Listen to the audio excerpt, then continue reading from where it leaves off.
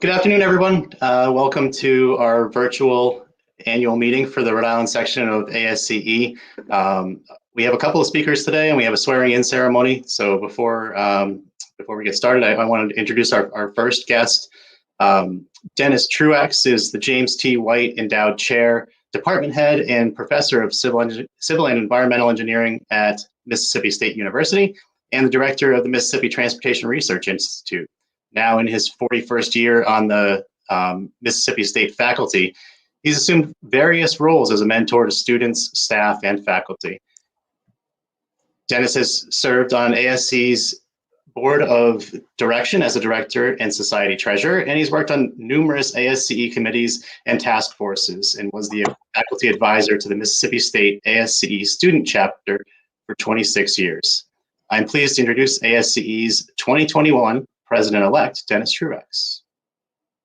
Thanks, Jeff, and welcome to everybody in the Rhode Island section that had the time to sign in today. I apologize for not being able to be in person, but this is a situation that we hope will change very soon, and it cannot be too soon for all of us, I'm sure. Given today, we're here to induct officers, or at least I'm here in part to induct officers.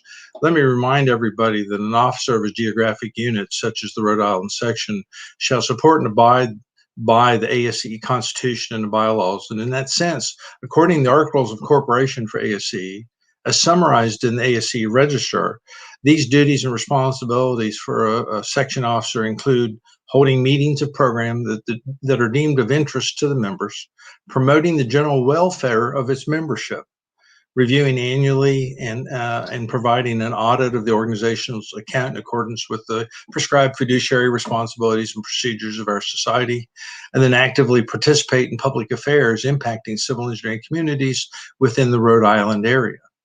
Now, how does this manifest? And let me give you kind of a thumbnail of what's going on at National before we get into the swearing in. And I'll be as brief as I can, though I'm used to a 75-minute model being an instructor. Today, ASCE is in metamorphosis for many reasons. The changes that are underway are preparing our organization and our profession for the 21st century. Some examples of these changes without a long list of elaboration. First and foremost, the change in the Code of Ethics, which was designed to make it easier for an individual to assimilate professional and ethical practice into their daily activities. To recognize that we are a global leader in civil engineering, we have activities in place that expand our reach around the world. And we're actively being welcomed into these communities to help address the responsibilities that are placed upon civil engineers practicing around the world. In that respect, we're becoming more focused on social justice, equity, diversity, and inclusiveness. Our JEDI programs function and are a foundation for the mission and programs that we're developing at ASCE today and in the future. It is also a proven aspect that this includes a new perspective on younger members. The inclusion of students as younger members from their very first year in college through their postgraduate professional development is integral to what we're developing at ASCE in terms of programs and support. Supporting younger member groups is part of this process, and the section should be applauded for doing just that. We're also working with programs that define the workplace for CEs based on social contracts that millennials and Gen Zers are bringing to the workplace, which will make a better workplace for all of us, not just for them. Change in operations at ASCE are also embracing alternative meeting strategies, which reduce costs in operations and help control member costs, while promoting face-to-face engagement, particularly in geographic and technical working areas, as networking is so essential to what it is we do as professionals. And finally, listening. Recognizing that government CEs in industry, civil engineering faculty are essential members of our society. I mean, more inclusive, more embracing of them, just as we have with the consulting engineering community for the vast majority of our society. In fact, it was the consulting engineering environment upon which ASCE was founded back in the late 1800s and functioned for a large part of the last century. developing programs that facilitate success for all members and providing value for all members and protecting the health, safety, and welfare of the public by facilitating the technical and professional competency of all of our members, all of the civil engineers. So with that said, I'm ready to move into an induction of the officers. And I hope the officers are listening. And so if you will join with me, let me remind you that election to a position of leadership, and this I'm saying this in effect to the officers, whichever position you may be coming in with, you need to be reminded that election to a position of leadership is in a voluntary organization is an honor and a unique responsibility. Your fellow members, in electing each of you to your respective offices, have given you their trust. They have expressed confidence that you'll be able to discharge your various duties with effectiveness, distinction, and as a servant leader. As officers of the Rhode Island section of the American Society of Civil Engineers, you will represent your membership to the citizens in Rhode Island, to the constituency to which you serve and for whom you work.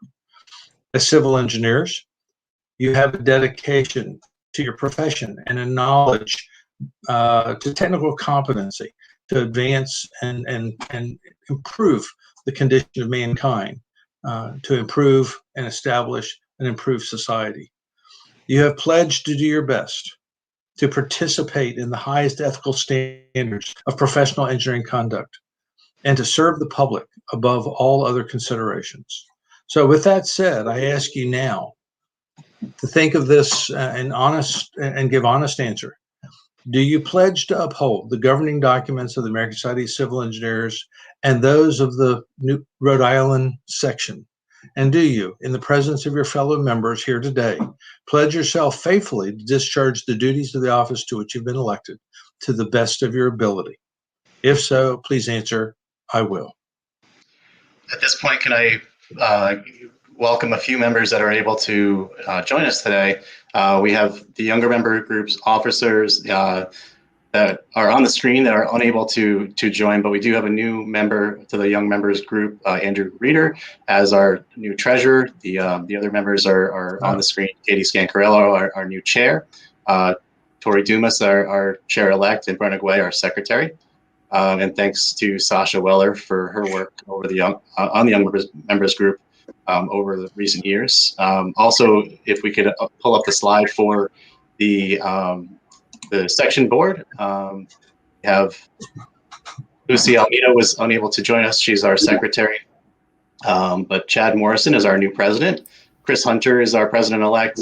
Jason Ressler is the vice president, and we welcome Pamela Judge as our new treasurer. So, Dennis, if you'd like to ask that question one more time. Yes, thanks, Jeff. I'm sorry. I had a stopping point in my notes and blew right past it. That's okay. Actually, the stopping note was in another part of the script, which I deleted right as we were getting started, which is why I missed it. Anyway, let me restate the question to those who have been elected to positions, and that, as Jeff has just introduced you, once again, let me ask you that: do you pledge to uphold the governing documents of the American Society of Civil Engineers and those of the Rhode Island section? And do you, in the presence of your fellow members, pledge yourself to faithfully discharge the duties of this office to which you've been elected and to the best of your ability? I do. I do. Yes, I do. I do. Excellent. Now, to all the members of the society that are here, please listen. You have heard the pledge of your officers-elect.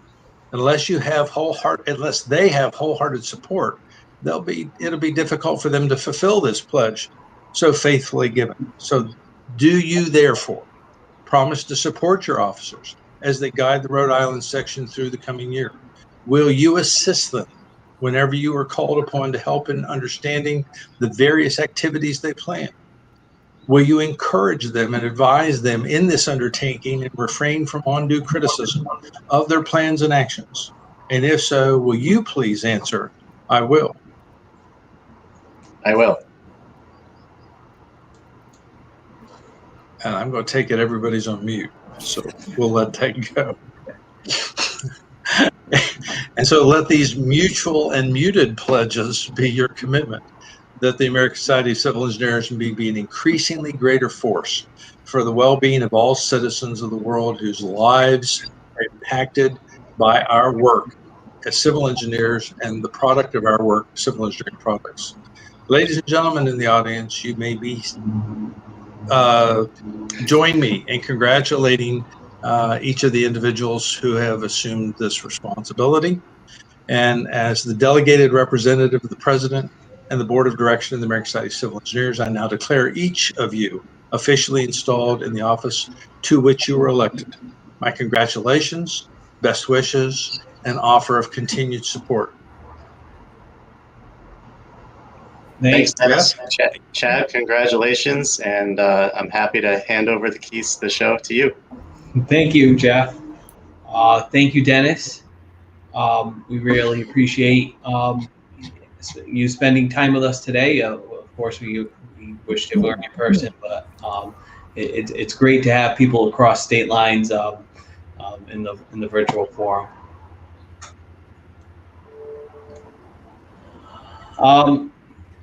So I just wanted to give special recognition to our officers who were able to join us online today.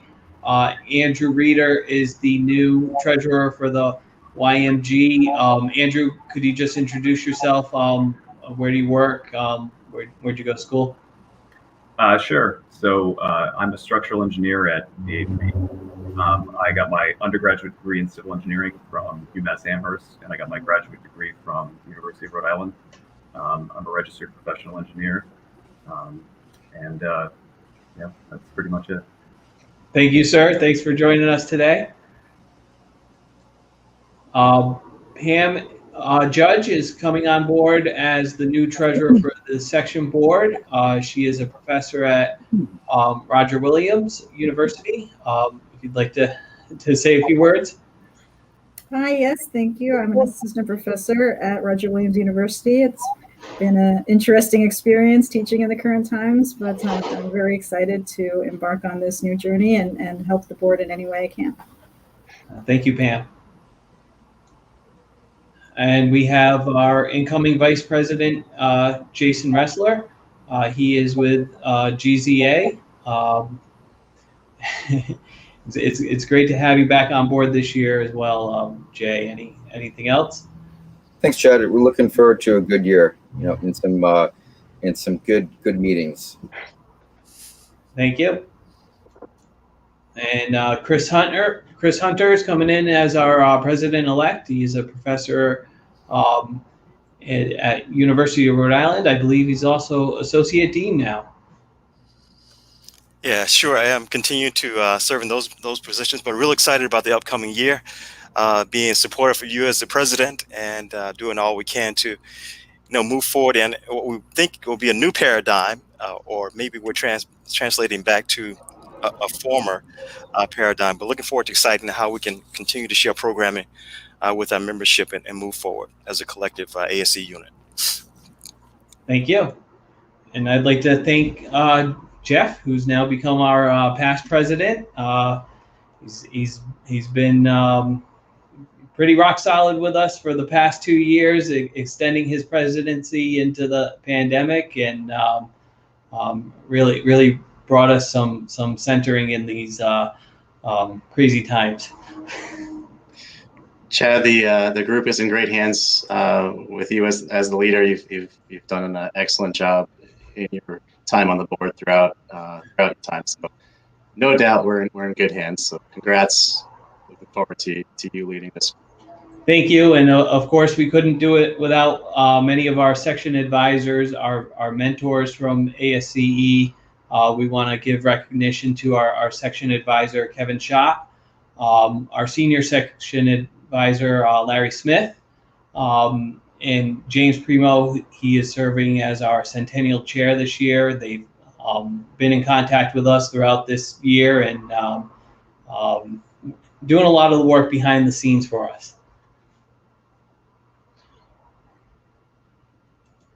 So at this time, I'm going to thank Jeff and allow him to sign off, and I'll be introducing our guest speaker, Ralph Verrastro.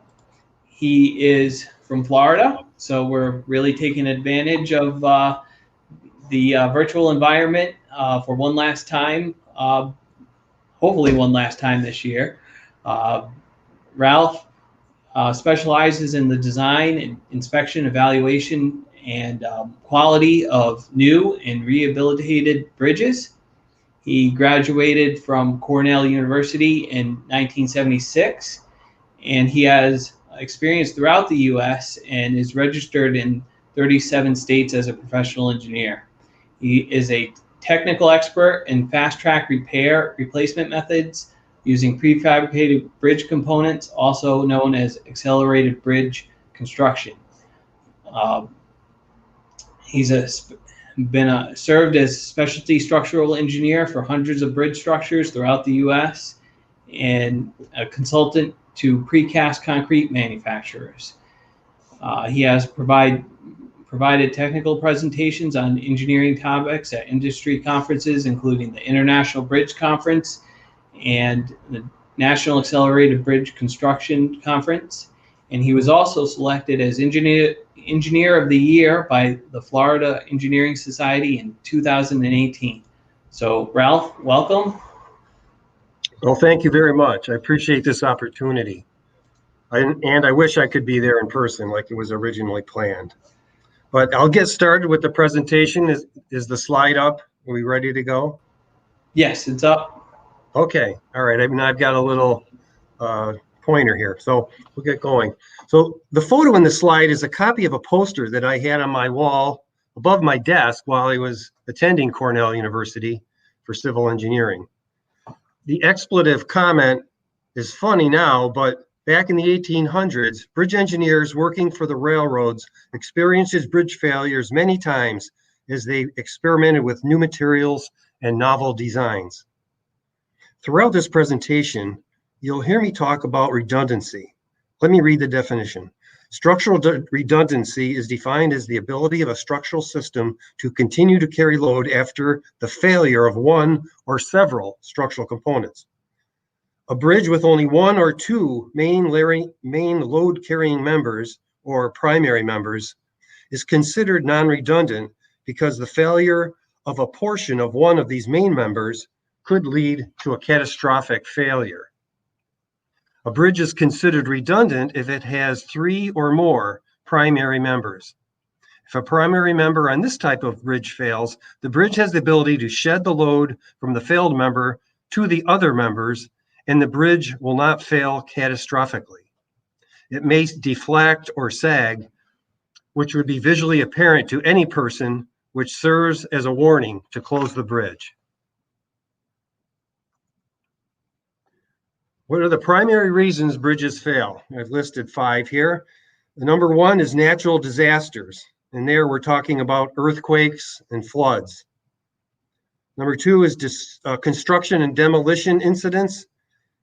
These incidents are usually related to human error or equipment failure. Number 3 is design and manufacturing defects.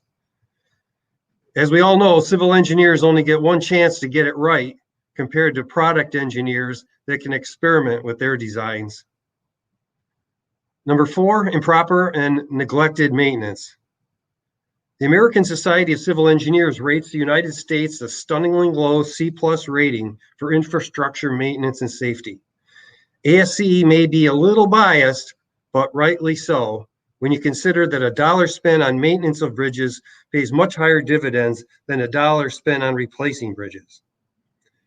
In 2017, about 2.3% of the United States GDP was spent on infrastructure. I think that seems low to me, and I think everyone else will agree. And the last reason bridges fail is fire. Well, many years ago, bridges, many of them were made out of timber. And so at that time, that used to be the number 1 cause. Okay, here's a book titled To Engineers Human, The Role of Failure in Successful Design. I received this book as a gift several years ago from an outgoing president of ACEC in Florida. It's when I was serving on the organizational board, and that was an outgoing gift from the president. Let me read an excerpt, and I think this is real interesting. And I do recommend this book to everyone to read, whether you're a bridge engineer or any type of engineer. So here it is. Most engineering hypotheses that are constructed do not fail, of course, but the structural success of another traditional design is no more news than the man who does not rob a bank or does not bite a dog. It is an anomaly that gets the press, and the abnormal that becomes the norm of conversation. Thus, to speak of engineering failures is indirectly to celebrate the overwhelming number of successes. The Tacoma Narrows Bridge is prominently on the cover of the book, and this is the first bridge failure we'll talk about in this next slide. Okay, this bridge was located in the state of Washington and spanned the Tacoma Narrows Strait. It was built and collapsed in 1940. Fortunately, there were no fatalities. At the time, it was the third longest suspension span. The deck began to move vertically in winding conditions as soon as the bridge was completed and was nicknamed Galloping Gertie. There were several dampening measures attempted after the bridge opened to reduce the bridge movements, but to no avail. The main span collapsed in 40-mile-per-hour gusty winds. The bridge collapsed because normal speed winds produced aeroelastic flutter that matched the bridge's natural frequency of oscillation. Let's go over some lessons learned on this collapse. The collapse influenced the design of all future long-span bridges. The trusses were used for a floor system on this bridge, and from that point on, were never used again, and all the floor systems were made using trusses, or what we term an open web beam. So basically allows the wind to blow through the open web and not impact the push on the bridge. The other lesson learned is that wind tunnel testing must be done for all long span bridges, and that we need to check the torsional resistance of bridges due to wind loads. And that's all part of the code now. With this slide, we'll talk over a little physics lesson. What is resonance? Resonance is the tendency of a system to oscillate at larger amplitudes at certain frequencies, known as a system's natural frequency. Small periodic driving forces can produce large amplitude vibrations because the system stores energy. And the perfect example is a child pushing a swing. Okay, the Silver Bridge is the next bridge we'll talk about. This is was an Ibarr suspension bridge, an Ibarr chain suspension bridge, and it was built in 1928 and named for the color of its aluminum paint. The bridge carried U.S. Route 35 over the Ohio River, connecting West Virginia and Ohio. Okay, so here's a little bit closer up, and I'll use the pointer here to show. This is the Ibarr suspension portion. And this bridge collapsed on December 15th, 1967, unfortunately during rush hour, and there were 45 fatalities. At the time, it was carrying very heavy, much heavier loads, and it was poorly maintained because basically the bridge was designed for Model Ts and was being used by heavy trucks. Some of the lessons learned, number one, is the lack of external and internal redundancy led to the collapse. And what we mean by externally non-redundant is there were only two main lines of support. And internally non-redundant is because there's only two I-bars in the chain. So if I go back to the other slide, I think you can maybe see it closer, but these are the I-bar suspension spans, and they're made up of just two I-bars, which you see here in the photo here, was just two I-bars per each link. And there's a close-up of the Ibarr, and that's what was a small defect in an Ibarr that initiated the collapse. And it was a flaw in the Ibarr that was in this area right in here that caused it. Unfortunately, cleaning and painting was neglected, and the bridge was not routinely inspected, and no bridges were routinely inspected at that time, in fact. Investigators concluded that the failure was a combination of these two deficiencies, what is referred to as corrosion-induced fatigue. Let me just go over the definition of steel fatigue as it relates to bridges. Steel fatigue refers to localized damages, usually cracks, caused by cyclic stresses of nominal magnitudes well below the static yield strength of the steel. Fatigue damage on steel bridges has been categorized as either load-induced or distortion-induced. A simple example to understand this phenomena is if you take a paper clip and bend it back and forth, it'll keep bending, but till eventually it'll snap and break. The failure of the Silver Bridge prompted the U.S. government to require all bridges to be inspected every 2 years and led to the establishment of the National Bridge Inspection Standards, or NBIS. Let's dig into the term redundancy in more detail. In the photo, you see the Golden Gate Bridge in San Francisco, which is a conventional suspension span bridge, which has two main cables that would be considered externally non-redundant. But the members themselves, the cables, are considered internally redundant. And this slide shows it, if you can see that, if you look close. The main cable of the Golden Gate Bridge, which this is a picture of it, that's right by the bridge, has in most all suspension bridges as well, but they use thousands of twisted wires to construct the main cable. This type of construction makes it internally redundant. And that is because the failure of some of these wires, these twisted wires, would not cause the bridge to fail. This is one of the three sisters bridges in downtown Pittsburgh, Pennsylvania. They are all Ibarr chain suspension bridges, similar to the Silver Bridge, except that the designers used 8 Ibars for the main cable instead of just 2 Ibars that were used in the Silver Bridge. So this bridge is considered externally non-redundant, but internally redundant because of the 2 elements that make up the main member. Okay, let's go to New York. And for those on the call, I'm originally from New York, Binghamton, New York. I founded a firm back there in 1989, but then sold it and moved to Florida in 2007. So I remember this bridge collapse when it happened. This is the New York State Thruway over the Scour River in upstate New York, which is about 30 miles west of Albany, state capital. Consisted of 5 simply supported spans that range from 100 to 120 feet each. It was constructed in 1954 and collapsed in April of 1987. There were 10 fatalities, and it was made worse because of poor visibility that led to the higher death toll.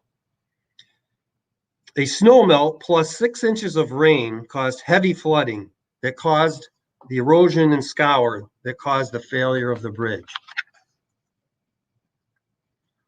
This bridge is a 2-girder bridge with floor beams and stringers, which is another example of an externally non-redundant bridge. The bridge fell due to erosion and scour at pier number 3. And other factors that included the bridge wasn't founded on piles, it was founded on spread footing on soil that was erodible. The riprap was inadequately sized and poorly maintained. Some of it had washed away and was never reinstalled. The original design called for steel sheeting to be placed to form a cofferdam and then left in place, and the contractor opted, value engineering, to take that out. So if he had done that and left it in place, this probably wouldn't have happened. And also it was constructed using simple spans, which was a contributing factor, because if the beams were made continuous over the supports, it still would have collapsed, but it wouldn't have been so catastrophic. The lessons learned and follow-up actions. The Bridge Design Code now requires design checks for scour depth for all new bridge designs. And most states require bridges to be founded on piles or solid rock. All existing bridges were investigated for scour vulnerability after the collapse. Remember that in New York, and it did spread and was required throughout all the states. And any bridges that were considered vulnerable have been repaired, or most of them have been repaired at this point. Okay, let's go back to Florida. This is the Sunshine Skyway Bridge, the I-275 over Tampa Bay in Florida. In this case, there were piers supporting a steel cantilever truss that were impacted by a ship and caused the collapse on May 9th, 1980 in a sudden thunderstorm. 35 people died during this collapse. To prevent a disaster like this again, concrete islands called dolphins were installed. Here you can see them here, these little islands here. They were installed around each of the 6 piers near the navigational opening that will keep the bridge from being impacted. Again, these are what we're talking about here, these dolphins. These dolphins were designed to withstand the force of an 87,000-ton ship, thus preventing anything from actually hitting the bridge itself. Now we move on to Connecticut. This bridge in Connecticut is about 25 miles northeast of New York City.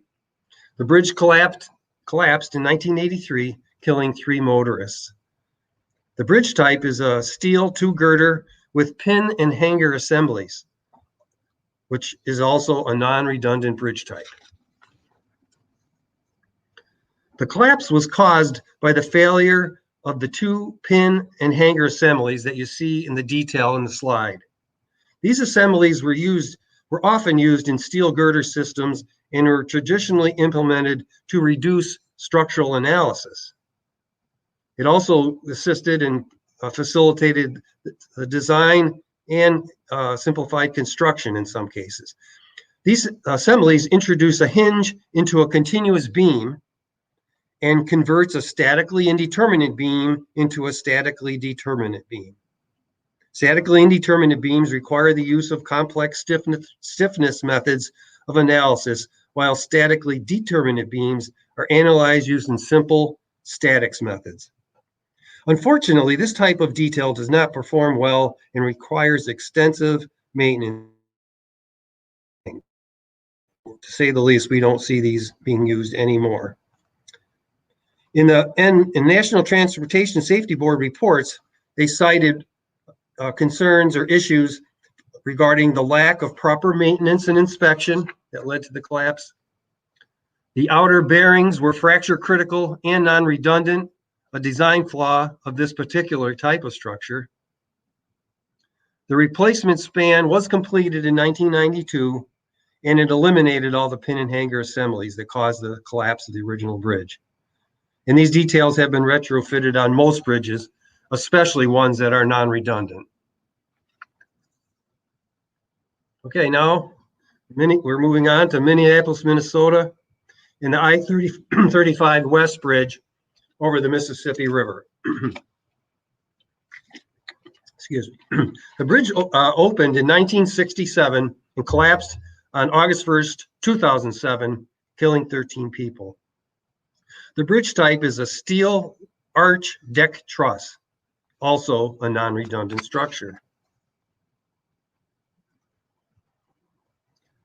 The NTSB cited a design flaw as the likely cause of the collapse, noting that a too thin gusset plate ripped along a line of rivets and additional weight on the bridge at the time contributed to the catastrophic failure. And the additional weight was due to there was some repairs going on the bridge at the time.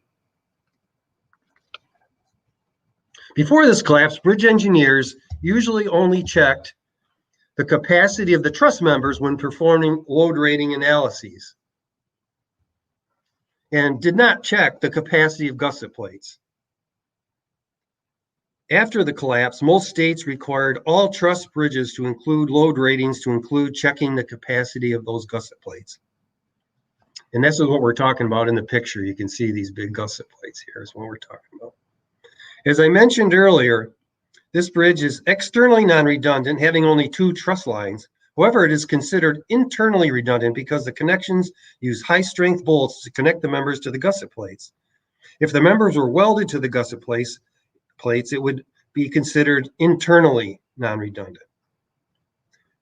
A few bolts could fail, and the capacity of the connection would not be significantly reduced. However, if the connection was welded, a small crack in the steel or in the weld at the connection can propagate through the entire joint, and the bridge could fail catastrophically. As far as I know, all truss bridges that were built using welded connections at the gusset plates have been retrofitted or replaced. In addition, all vehicular truss bridges built today use bolted connections. However, all pedestrian bridges use welded connections, which is okay because the small live loads of people don't induce the level of stress required to cause fatigue in steel. And if we have time at the end and you want to learn more about fatigue, let me know. Okay, now we're to the FIU Bridge here in Florida. And this slide shows a copy of a promotional brochure that was developed by FIU to publicize the planned iconic bridge. I gained keen insights on this collapse as a result of some experiences that included, first, on the day of the collapse, being on the phone as a bridge expert for the Miami Herald within 1 hour of the collapse. They Googled me and found me and called, and I said, I can't believe this. I just saw it on the news or over the internet. And then later that day, I had a call, and then the next day, I appeared on the NBC Nightly News with Lester Holt in an interview with Tom Costello, the day after the collapse that was. And more recently, I participated as a bridge expert in a television documentary related to the collapse of the FIU Bridge on engineering disasters that will be aired on both the Discovery Channel in the UK and the Science Channel in the United States later this year.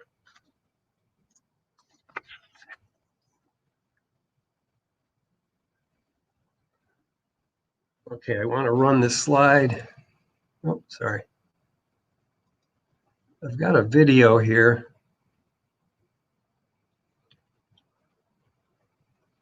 Let's see. I should have practiced this. Let's see if I can. I'll come back to this later. I can get it to work, but I'll finish the presentation and show you this at the end. Essentially, this is the piece from, it's now just a minute and a half long, I think, or less. But it's the piece that Tom Costello did based on the interview and that he'd had of me, and it's very informative. But we'll move on at this point. Okay, so some facts about the FIU Bridge. It was 320 feet long, pedestrian bridge, and the main span is 175 feet. That main span, and that's what collapsed, weighed 950 tons. And comparable, to put it in perspective, a comparable steel bridge would weigh like about a tenth, or 95 tons. It was just that the concrete was so heavy. The main span was erected 5 days before using accelerated bridge construction techniques. We'll show you some more of that later. In the main span, the 175-foot main span, was spanned over US 41 in Miami, and that's what failed during construction on March 15th in 2018. And there were 6 deaths and 8 injuries. Okay, so we can look at the slide here, shows some of the components, the upper pylon. You can see this is the main truss. And again, it's a single line truss, concrete truss with single line in the middle. And then the whole idea to make it an iconic look was to make it look like it was a cable stayed bridge. Because I know when I was talking to Miami Herald, when they showed me photos, I said that doesn't, it looks like cable stayed, but I don't think it is. I knew it right away that it wouldn't be. And part of that is you never use a cable stay bridge for such a short span. Cable stays are typically for very long bridges, and this didn't need it, but it was to give it an appearance.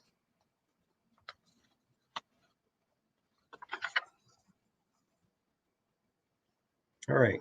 Some of the unique characteristics and mechanisms of failure that are mentioned in the NTSB reports. First, novel concrete design that was actually invented for this project.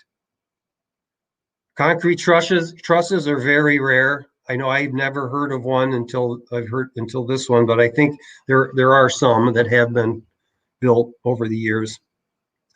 And usually most trusses, especially pedestrian trusses, are steel, and almost always 2 lines of trusses are used. And in this case, it was a non-redundant single line truss. And as we said before, it has faux cable stays, and they're mostly for aesthetics, although they would have added some stiffness, which would have helped with harmonics during high winds. And the other unusual thing is that the truss geometry was set by the angles made by the faux cable stays. And so the truss members were not symmetric, as is typical in all truss designs.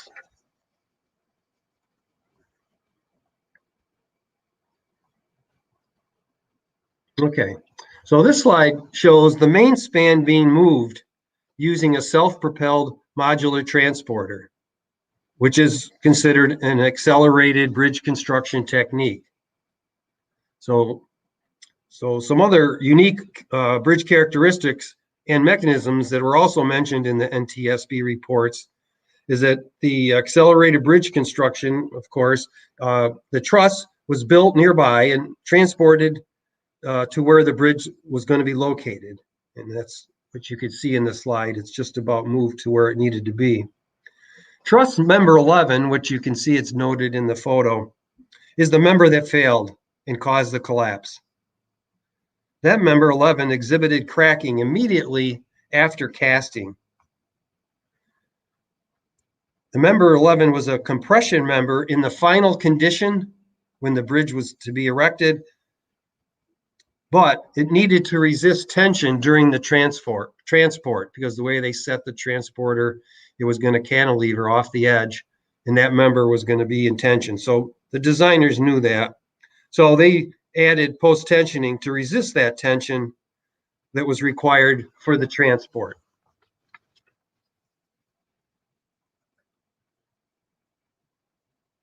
And this is also a video, but I'll have to get to it later. Again, I can come back. Okay. So let me go over some other things that were summarized in the NTSB reports. Okay, so first of all, the first thing they did, because the reports did come out like in phases, interim reports, as is typical in these type of things. But in the first interim report, they went through and tested all the materials, used whatever ASTM, and they took samples of the concrete, samples of the steel, tested all the equipment, and came to the conclusion that everything met FDOT specs. So basically, it was built in accordance with the plans. It was the bridge design and construction plan errors that were the significant errors that led to the collapse. And there were 2 design errors that were made. The first one was that it overestimated the strength of one section of the bridge, and at the point where the diagonal member 11 and vertical member 12 met the bridge deck. And then the other problem was that the load was underestimated for that same section, was Gary. So it was really like a double whammy. The strength was overestimated and the load was underestimated. And the other issue was that if you go to design by according to ASCE for pedestrian bridges, there in the past wasn't any mention of redundancy or issues related to redundancy in designing a pedestrian bridge. Okay. This is a clip from a drawing from the bridge plans showing the details of the truss member. If you look close, you can see that some of them have post tensioning. Those would be your tension members. And the other members that are just purely compression are just conventionally reinforced. And you can notice the asymmetric geometry of the truss members. Again, remembering that those members were made for aesthetics to align with the full cable stays. So created an asymmetric geometry pattern. Okay, and here's another cross section of the bridge from the plans that shows the geometry, where the center portion is the truss or the web of the idealized beam, the roof being the top flange, and the deck at the bottom, the walkway deck, the bottom flange of that girder.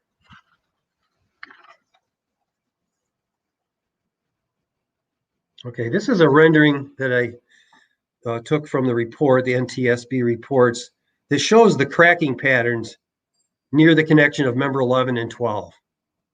So you can see they're quite extensive.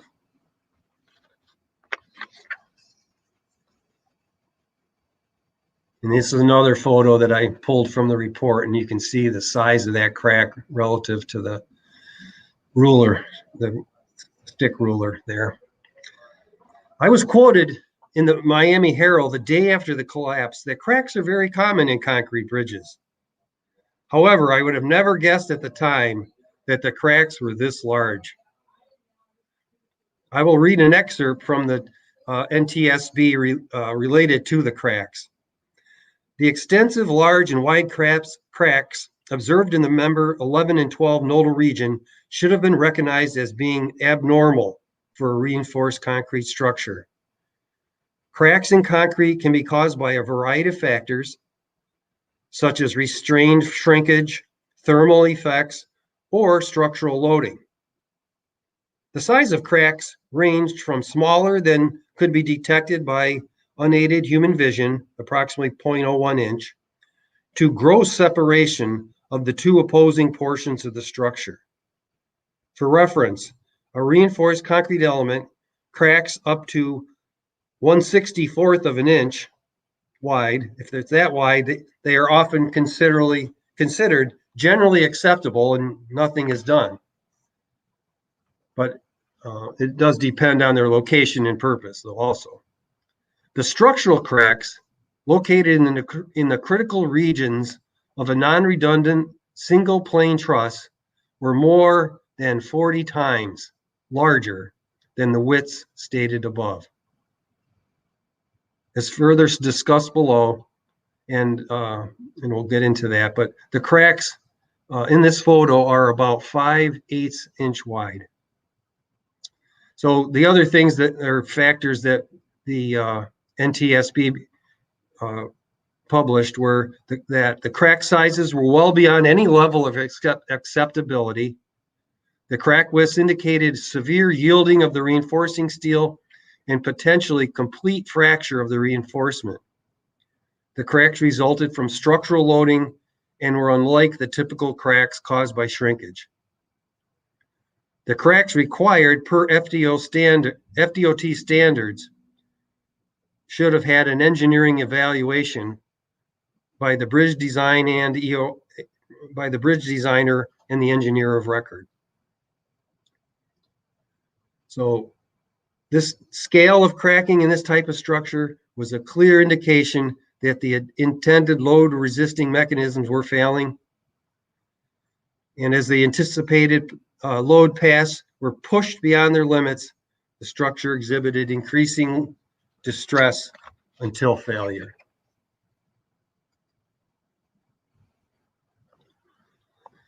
The safety board recommendations for ASCE were as follows. Revise interface shear demand design requirements. And you can, where that would come into play is along here at this cold joint. The calculations done by the engineer of record check that, but that's where, again, the method they used was correct, but unfortunately they had the wrong loads, and that caused for the problem, or to lead to the failure. ASCE is also going to be revising redundancy design requirements going forward, and also revise redundancy design requirements related to specifically to pedestrian bridges. If you recall, this issue of redundancy is a common theme in all of these bridge failures. The Transportation Safety Board also made some safety recommendations for FDOT, and that included revising the peer review requirements in their standards, revise engineer pre-qualification submittal requirements, revise local agency agreements related to observance of structural cracks. And that's because in this case, this bridge was considered a local agency project. It was administered by FIU, the college. And so going forward, they're going to have a higher level of review, and particularly if there's any cracks. And then put special emphasis on local projects with uncommon designs, which this is an example, and so they raised the bar on that. And to add a discussion about redundancy to the FDOT Structures Design Manual, or what we call the Structures Design Guidelines, emphasizing uncommon bridge designs. As a bridge engineer that works in Florida, I'm following those standards, and at this point, and it's been probably since the beginning of last year, FDOT has incorporated all these recommendations into their procedures and standards. So the last slide is for questions, but I think we have plenty of time. I'm gonna go back out of this and see if I can, here we go. Yeah, I'm gonna get to those videos because I think they are, especially the one for here it is here.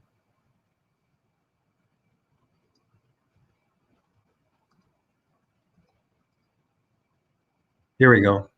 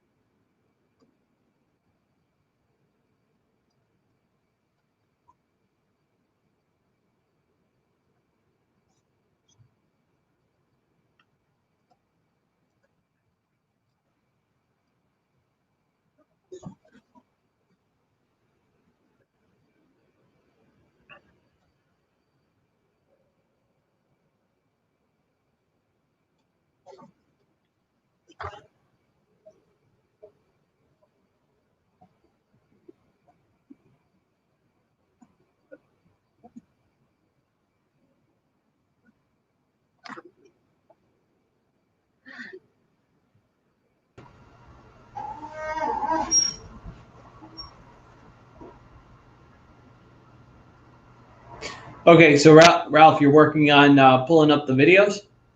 Yeah, I guess you're not here, and I apologize. Okay. It's okay. I got it running, but I don't have it there. Let me see if I can.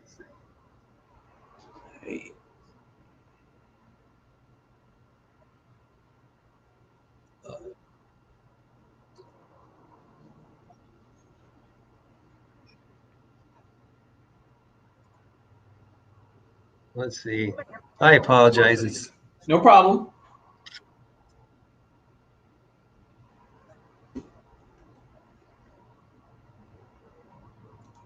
okay. Now I'm going to try it again here.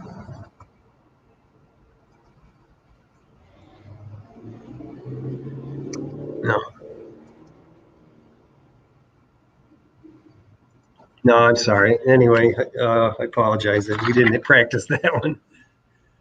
No problem. We got a couple questions here. Yeah, that's good. It's better we get into questions and we have plenty of time for that. Sure.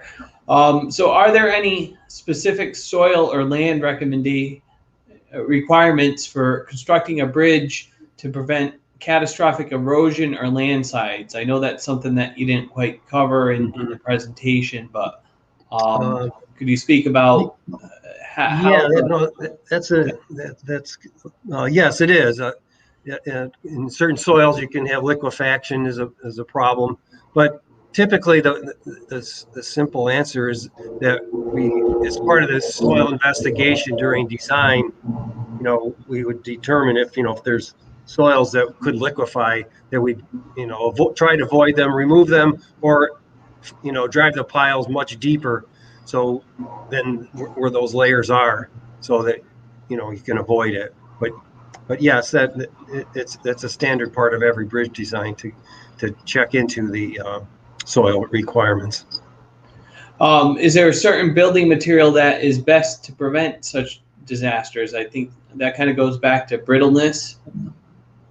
Well, yeah, you saw a lot of steel bridges, fatigue, and that's something that as engineers we have under control pretty good now, except there's a lot remaining older bridges, and we do have to, like the one that's I forget where exactly, the one that's in the news now, but anyway, that's a steel bridge where we have to watch our inventory of old bridges because they are susceptible to fatigue. But all new bridges are designed with fatigue as part of the design, and you won't have any of those problems ever occurring again on bridges that were designed per the modern fatigue codes. But older bridges is a problem. So that's fatigue is an issue with steel, and as we saw in was a major factor. Although going back to the slide about failures, I mean the number one reason overall is erosion and scour, and where bridges get washed out. So and that can happen to any type of bridge, whatever material, whether it's steel, concrete, wood, or composites is the new one coming up. So you had mentioned the Memphis Bridge that recently made the headlines, and I think going back to the Silver Bridge, that one, if I recall, wanted to utilize high strength steel, and at that time, the higher strength steel, the more brittle it is. But that has certainly changed in the past 50 years or 100 years since that. Yes. Those bridges were constructed. Yeah, I don't remember that exactly now. The Silver Bridge, pretty sure it was a early steel. I think it was, because in other bridges that I've done with Ibars, the really a lot older ones would be wrought iron, and actually wrought iron is less prone to fatigue than steel, if you can believe that. But part of it is because of the way it's manufactured. It's got a lot of little fibers in it, so as opposed to where steel doesn't. So fatigue is not that common in wrought iron, but steel it is. So we still have the Eiffel Tower, right? That's right. Yeah, there's no trucks driving over that one. Sure. Yeah. So thank you very much, Ralph. Sure.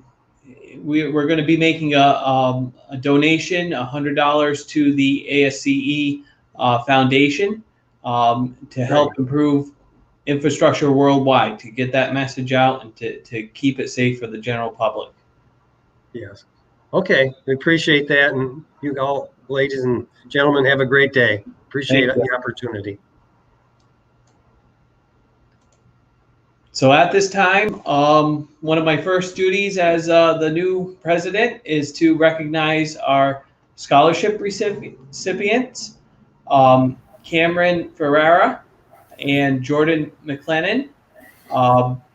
Pleased to welcome Cameron here. He's a student at Roger Williams University. If you could tell us what your favorite discipline is with civil, and how you've been involved with ASCE so far. Yeah, sure. Hi, my name's Cameron. First, I want to thank you. I'm very honored to be receiving the scholarship. I haven't really pinpointed a favorite discipline yet. I can tell you which ones I am more interested in as opposed to others. I am fairly interested in structural design and transportation-based engineerings. At Roger Williams University, I am the president of our student chapter of ASCE, along with Jordan. Jordan is my secretary, and we help organize a bunch of events that take place on campus. This past year, we've had several professional presentations be given by recently graduated alumni of Roger Williams, as well as other professional engineers on projects they've worked on.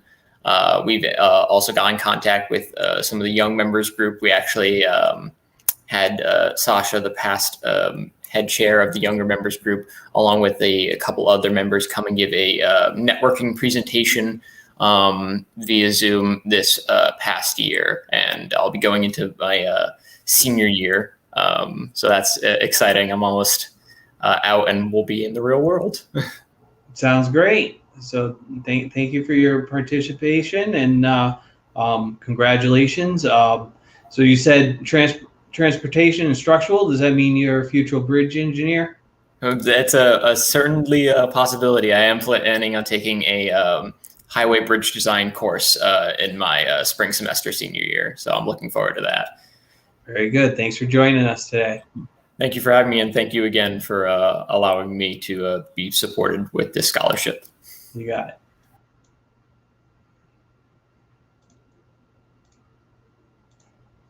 So that about does it for our presentation today. We're really looking forward to possibly meeting in person in the fall. I know we said that last year, but I think it's true this year. So we're very excited about that.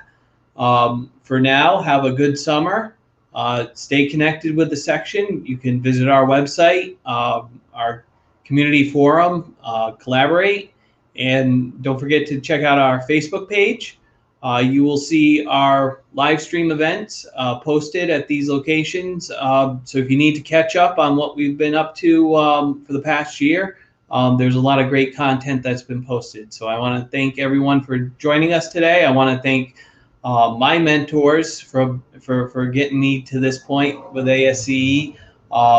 It's an honor to be elected your president, and I look forward to celebrating our centennial in person. Just because it's delayed doesn't mean we can't be excited about it and have a great upcoming year. So thanks a lot, and stay safe.